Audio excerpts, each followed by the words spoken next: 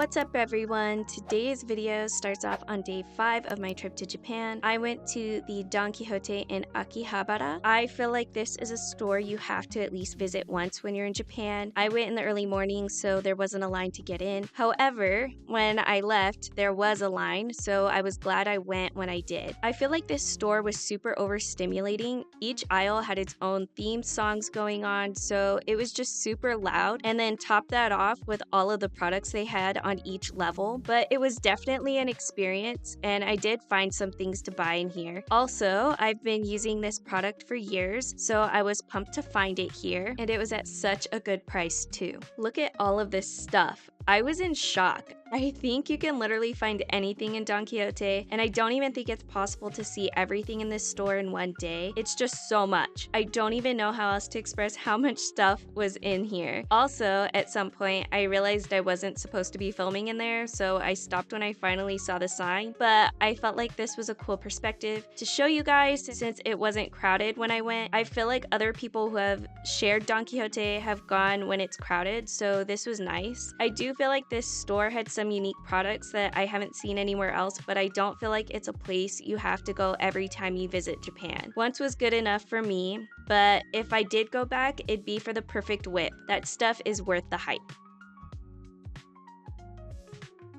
After Don Quixote, I walked back to where I was staying and saw this shopping area, which has 50 boutiques of handcrafted and custom items. I didn't stop in here, but I bet it had some cool souvenirs.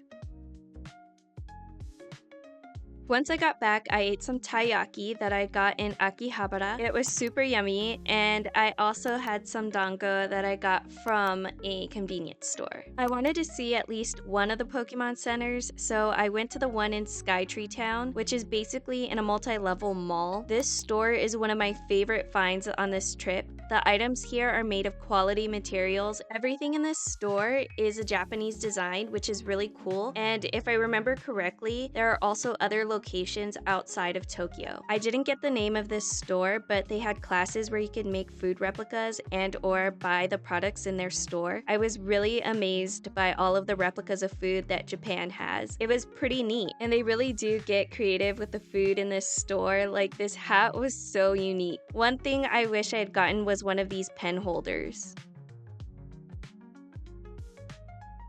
There were so many different types of stores and eateries here. I could have spent all day here. This is a great place to find souvenirs as well. It was time to figure out what we were going to eat. So many places, as you can see. This is where my mom and I decided to eat, and we both recommend eating here. The pizza was so delicious. Also, this is a view of the river I kayaked on in my first video. It was so cool that I could see it from this restaurant.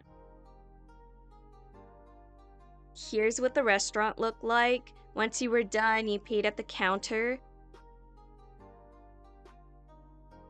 This was my mom's pizza. And then this was mine, and clearly I was obsessed with this place because I had to get the name of the restaurant multiple times. And we both got the same dessert, so here's mine. And if I could give this restaurant a 10 out of 10, I would, and I can. Each level also had these little sitting areas, and that was day 5. On day 6, I went shopping in Shimokitazawa, and this sticker store was amazing. Everything in here was designed by a Japanese artist. Shimokitazawa is known for its vintage stores, so if you like thrifting, this is the place to be. And Flamingo is really popular here. I picked out some jewelry from Flamingo that I will share with you in my next video, and they also had multiple locations in Shimokitazawa. Pigsty had a lot of menswear and a lot of cool graphic tees.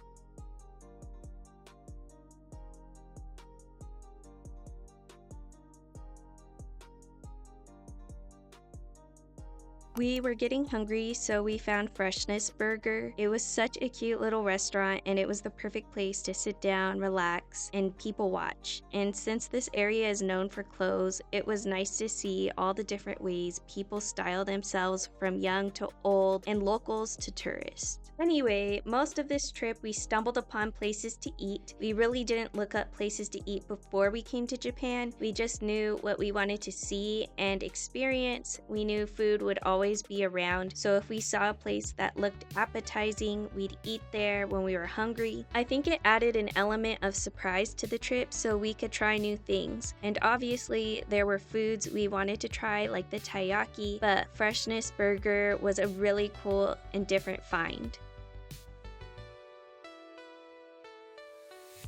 The lemon chicken sandwiches we got from here were so good, and the fries were Hokkaido fries, also very yummy. After we ate, we continued shopping. We went to this store called Little Trip to Heaven. I feel like they really had a lot of vintage items in here. It felt endless.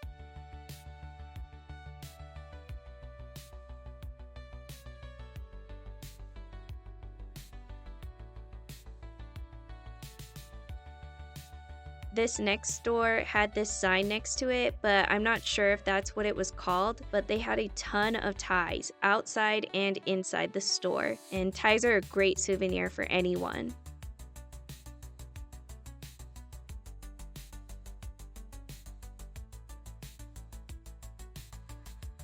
When we were done in Shimokitazawa, we headed back to where we were staying, and it took us to Shibuya Station. They had this window where you could watch Shibuya Crossing, which was good enough for me. It was cool to see Shibuya Crossing in person since it's been in various movies and TV shows that I've seen, and I can't imagine crossing there. It looks hectic, but I'm really glad I got this video of it because it is different. I was actually amazed at how long they allowed people to walk across. I feel like the cars and buses were waiting a while, but I guess with so many people crossing all the time, they have to give pedestrians enough time to make it to wherever they're going. And it's cool because you can kind of see that their time is almost up, so Shibuya Crossing is clearing up.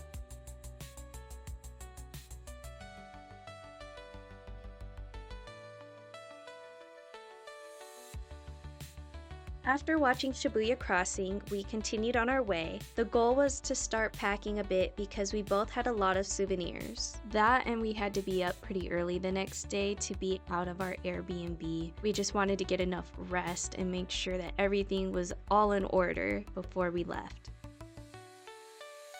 On day 7, which is the last day in Japan, we just decided to go to the airport and wait for our flight because we felt like, we did everything that we wanted to do. This was truly a great trip. I am satisfied with what I got to see in Japan and what I got to experience. I think that Japan has so much to offer all the time, and for that reason alone, I don't think anyone is really going to have the same experiences here because everyone's interests are different, and some things that I did you might not want to do, and that's totally okay. But if I inspired anyone to do or see anything that I did while I was there, I think that's awesome. And I hope that when you go, you have just as much fun as my mom and I did, no matter what you're doing there. I really do hope that you guys have enjoyed watching my videos from Japan because it's been really fun sharing these videos with you. So obviously the last stop here is Haneda Airport, and this is a really nice airport. TSA was really organized. It was really awesome going through this airport. I kind of wish every airport was like this airport because that's just how easy it was to get through this airport. And this was the last place that I ate at in Japan, and it was really good.